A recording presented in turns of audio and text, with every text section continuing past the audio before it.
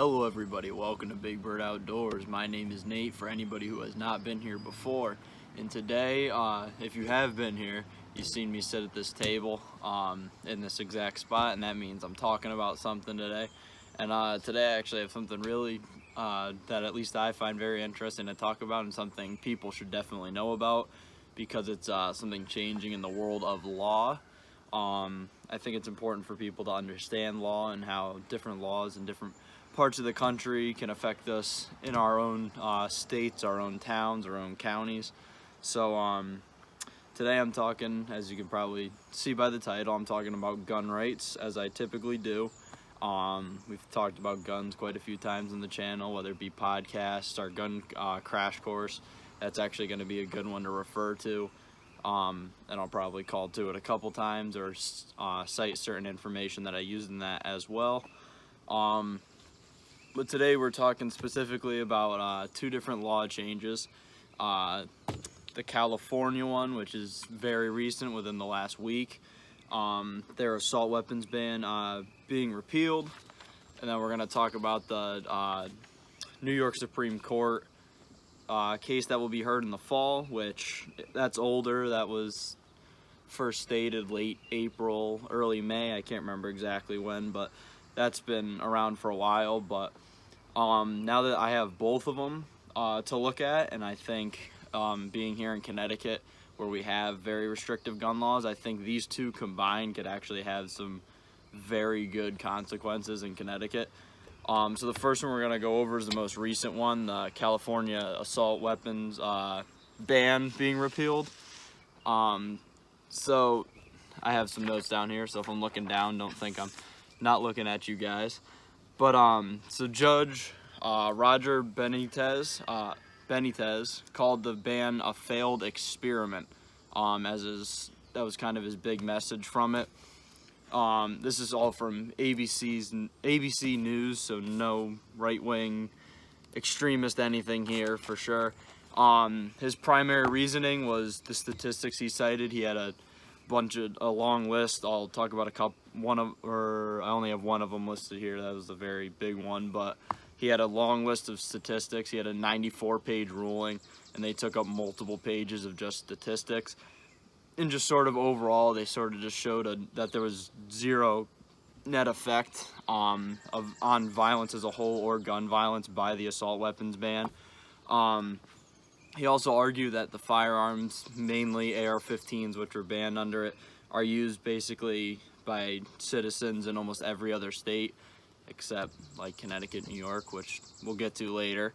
And also that their definition of assault weapons and military-style rifles were very vague and actually were just used to strip California citizens of firearms, which again are commonly used by other law-abiding citizens in the U.S.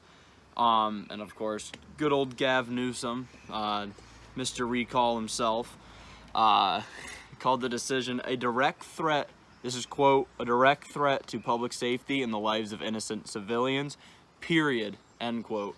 So he actually said period. And then again, Benitez in his actual ruling cited a ton of statistics. One of them said, which is a fact, I also did the personal comparison just to check up on it. Murder by knife in California occurs 7 times more than murder by rifle. So people stab and kill somebody more than they kill somebody with a rifle in California. And then this is probably my favorite quote. So this is quoted by Benitez. He says, "This is an average case about average guns used in average ways for average purposes. One is to be forgiven if one is persuaded by news media and others that the nation is awash with murderous AR-15 assault rifles. The facts, however, do not support this hyperbole, and facts matter." Okay, so as I said before, we've talked about AR-15s, guns, caliber, stuff like that, like in our gun crash course and a couple of our podcasts in the past.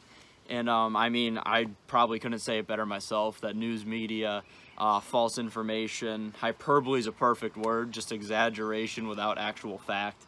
I think that's a great way to state how the AR-15 in these very restrictive states like California, like New York, like Connecticut, like Massachusetts.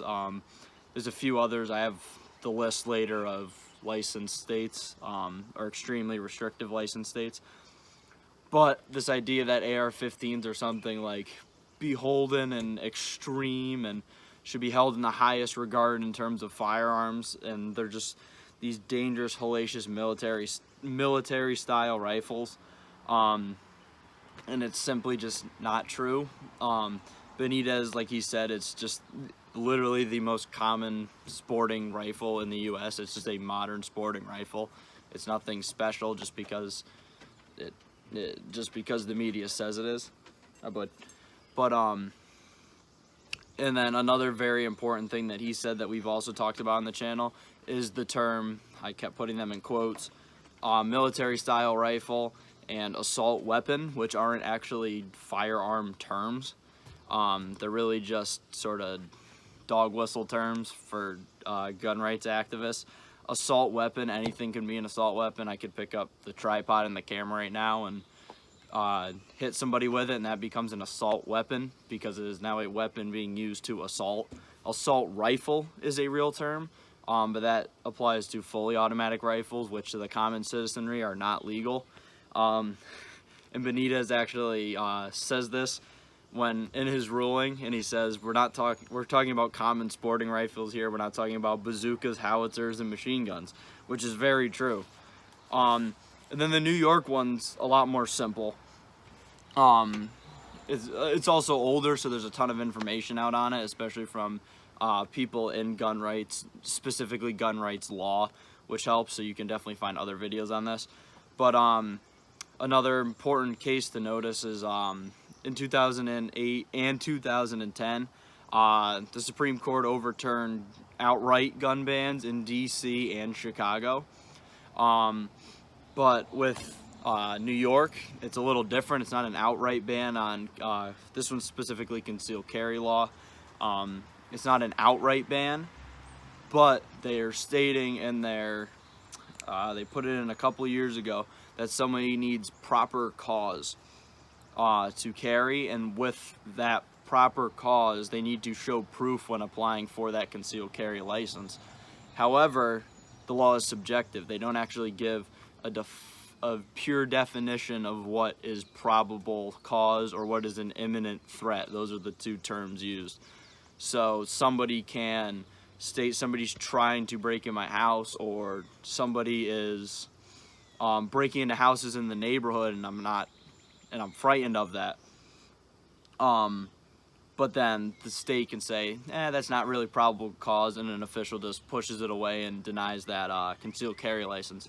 So they've actually been using it, kind of like in that hypothetical I just gave. They're using it to just background ban people from getting firearms. So it's essentially the same deal there as previous cases that were more direct bans in DC and Chicago. But instead of it being direct, it's a backdoor ban where they essentially just say, okay, give me a cause. Oh, your cause isn't valid. Okay, can't get the gun. So again, this is going to go into the Supreme Court in the fall, and hopefully, and with a conservative gun or Second Amendment supporting majority, it should be knocked down. So the big part of this video that I personally would love to talk about, now that we have all, or at least both of those laws leveled out, we've talked about Connecticut law here a lot because obviously we're in Connecticut, and we care about our laws here and what we can and can't buy and how we can go about our gun rights here, which isn't very much. But we also aren't the only state that has very restrictive gun laws. Like I said, California and New York both listed here. Massachusetts, Delaware, New Jersey, Maryland, Hawaii. Those are usually the top ones all listed out. Rhode Island as well. Those are the ones that are usually listed out as these very restrictive states, which they are. Just a quick rundown in Connecticut law, they have an assault weapons list. It's less loosely defined than California, which is nice, because as I said before, law needs to be objective. But still, the term assault weapon is just a way to be able to place characteristics deemed assault-like on a firearm. so then those things can be banned. So Connecticut, 10 rounds of ammunition in a magazine. If you have more than 10 rounds in a magazine, okay, now it's an assault weapon.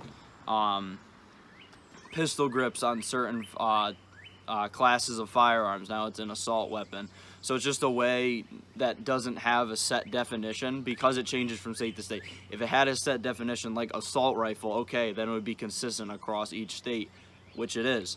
But when you use assault weapon and it changes from state to state because it's not a defined firearm related term, it's very easy to just take a characteristic of a firearm you do not like, place it on there and cut it out completely, and then that keeps cycling back, so all of a sudden you're left with a very small list of firearms you can own.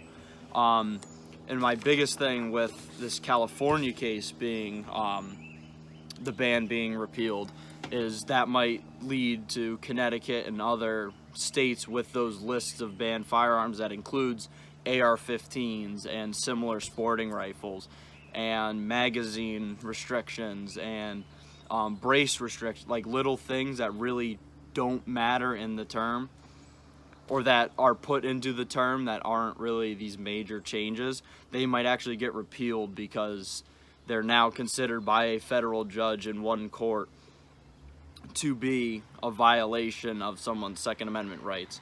So it's the biggest word here is precedent.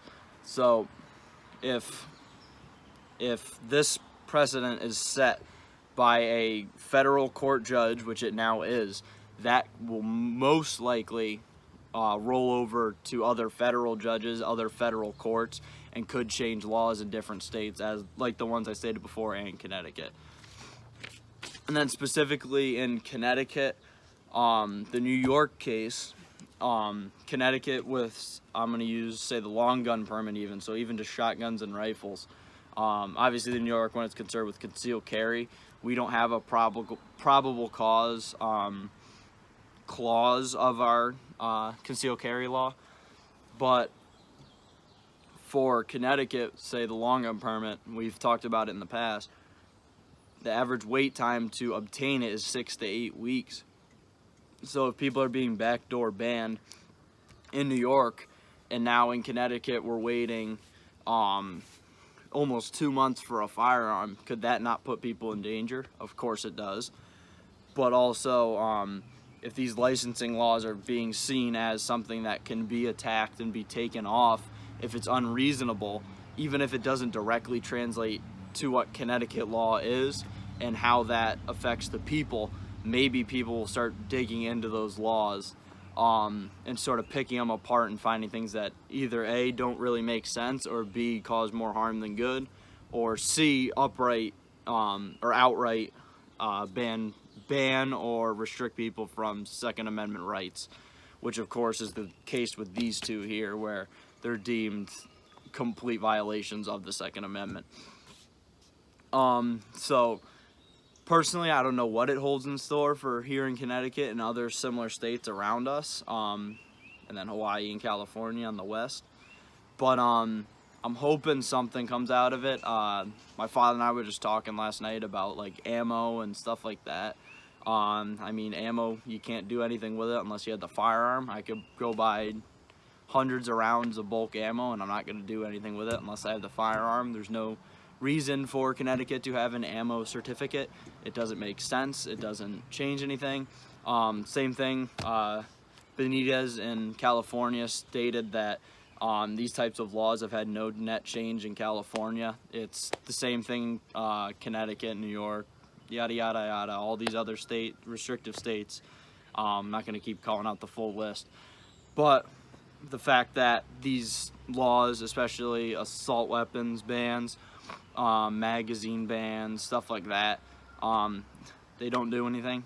Like Benitez cited, 7 times more knife deaths than rifle deaths in California, and anyone who studies criminal law knows people don't just stab people like mad, unless it's in Britain, who has an outright gun ban.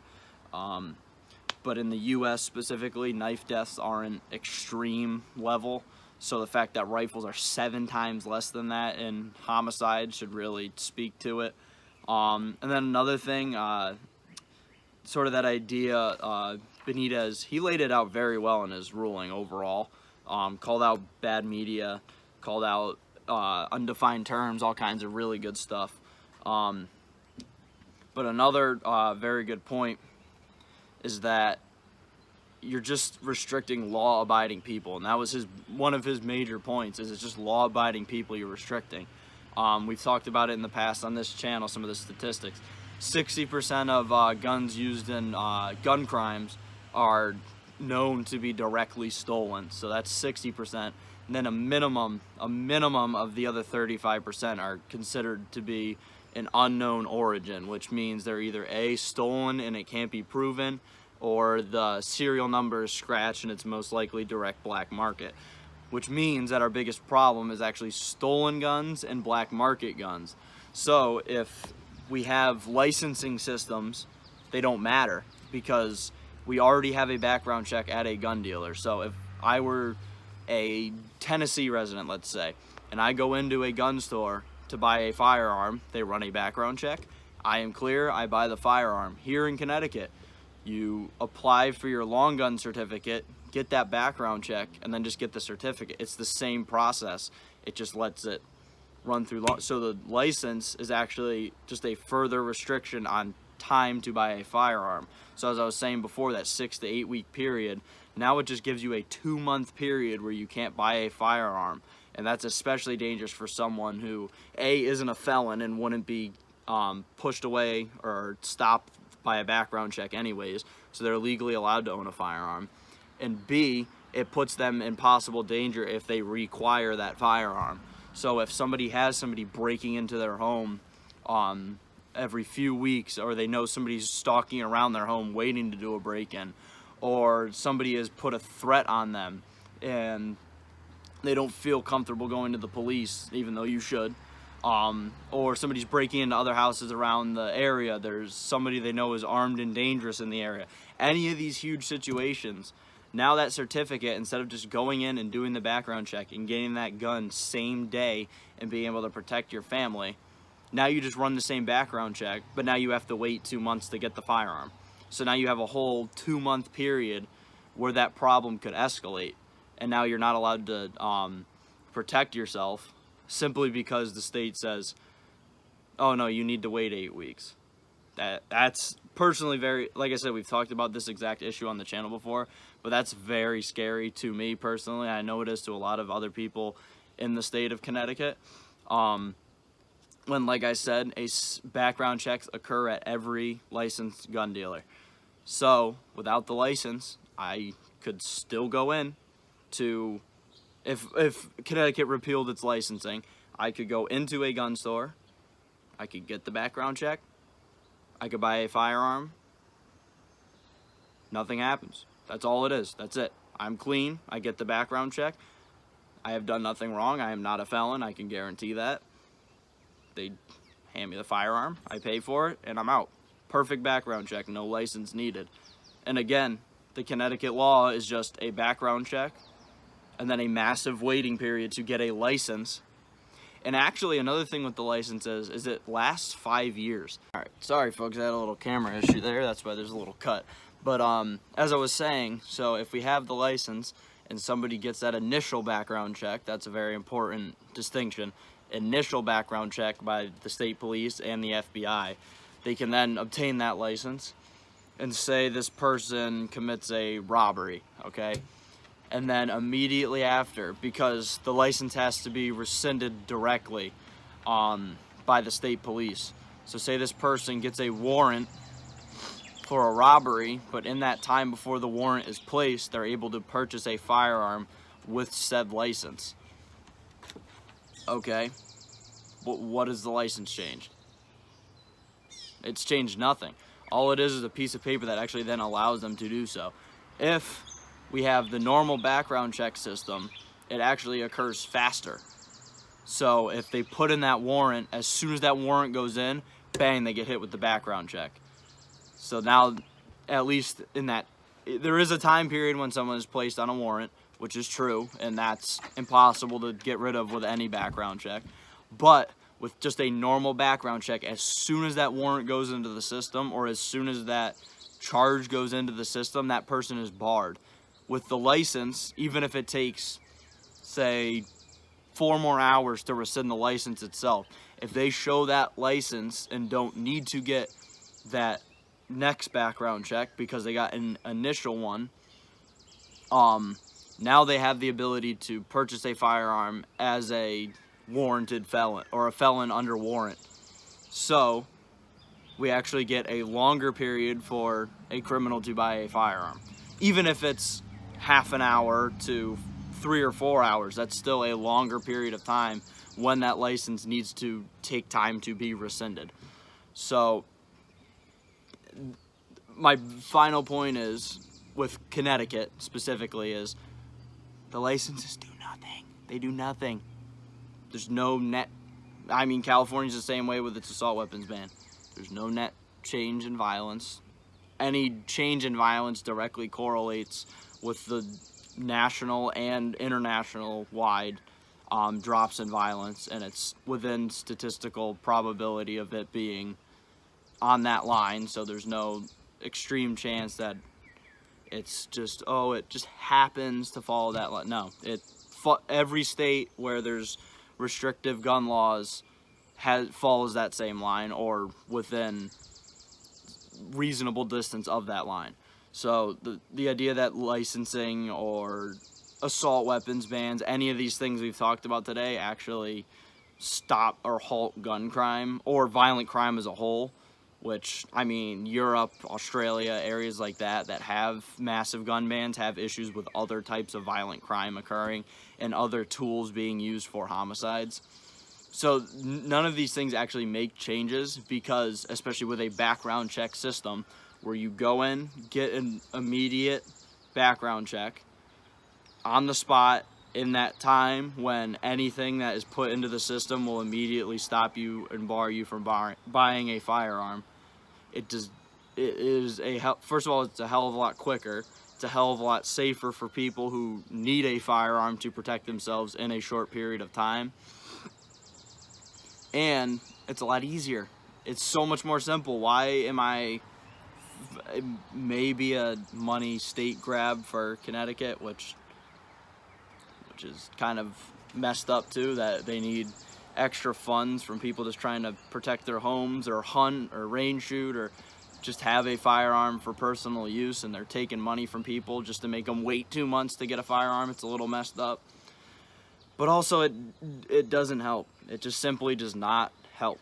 So my main point of this video is I'm hoping those previous cases I talked about in California and New York, whether it's small parts of each come together to change laws in other restrictive states, or they mismatch or mush together and kind of help one another. I hope something like that certainly comes and helps other states like here in Connecticut.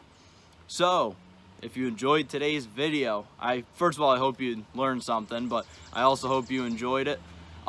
If you enjoyed it and would like to see other videos, the school bus is gonna go by. All right, it's quiet now. But if you like today's video, definitely go down, subscribe, like this video, share this video. It's an important one, an important issue, especially people in restrictive states like I talked about. I know other states have similar laws to Connecticut, although they're slightly different. I'm not perfectly versed in all of them, so I just spoke on my state today. But some of those other listed states, definitely important. So if you have friends in Connecticut, in New Jersey, in New York, in Maryland, in California, Hawaii, any of those listed states, send them this video or go find other videos and send them, show them parts of this video, whatever you want to do, but share this so that they can hear how their rights are being infringed upon in some ways, and also ways that they can pick apart laws in their own state and actually make change for their gun rights. So if you, again, share it, like the video, subscribe, stay tuned for new videos.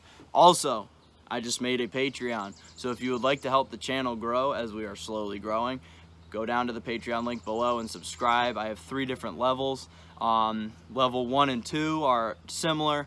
Level 1 is just early content updates, and then also you are put into our live chat with me and other patrons. Level 2, you get bonus content, early updates. The dogs are going crazy. But you get early updates, extra video content, that chat, and then you also get free live streams on Patreon that are only available to patrons. And then my top tier, you get all that bonus content, all those early updates, the chat function. You can also get directly in contact with just me if you would like, and get direct tips, stuff, talk about hunting and fishing directly with me and some of the guys that I do videos with. The live streams, I think I said that, I don't know, but the live streams as well, just like tier 2. And then also with my top tier, you will get a monthly lure giveaway. So what I will do is I will go in and pick a lure that I personally use for some sort of fishing. Usually it's going to be either some sort of saltwater fishing or crappie or trout, because those are my big ones. Maybe a pike lure mixed in, maybe a bass lure mixed in here and there. But you'll get a monthly lure, and then I'll also, in the shipment, I'll put a little card that tells you how I personally use it, and then sort of some other things it can be used for. So at that top level, you're not only getting access to all the background content, all the extra content, contact with me, the live streams, you're also actually getting a monthly gift for joining that. And again, all that money in one way or another will go into building the channel, whether it be towards gear to go fishing, gear to go hunting, travel fees so we can go to cooler places and put out these bigger videos for you guys and help grow the channel. Then hopefully as the channel grows, the Patreon grows, and then vice versa. It just keeps growing and building on top of each other. We're trying to build a big community here with both the YouTube and the Instagram. So again, Patreon will be linked below, Instagram will be linked below. Like, share, subscribe, comment on the video. That's been helping with the algorithm. And until then, my name's Nate. This has been Big Bird Outdoors talking about gun rights, and I will see you next time. Peace.